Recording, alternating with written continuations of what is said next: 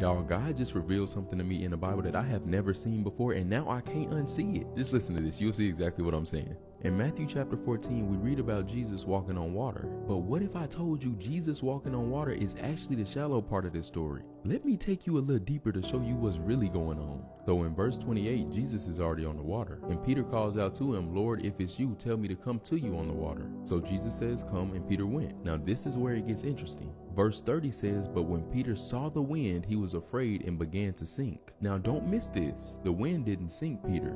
Fear did. The text says Peter saw the wind, but you and me both know wind isn't actually visible. So perhaps the text is trying to articulate that Peter saw what the wind was doing to everything around him and made assumptions about what the wind would do to him. So it wasn't that he lost vision, because he could clearly see everything that was happening around him. It was that he lost focus on the one that stood before him. Notice how when Peter was in the boat, he wasn't afraid of the wind. It wasn't until he got out of his comfort zone that his fear began to heighten. Now all of that is great, but this isn't just a story about Peter. This is also a story about you being afraid to step into what God has called you to do. Another thing God is pointing out is that Peter wasn't the only one in the boat. The other disciples were in the boat with him.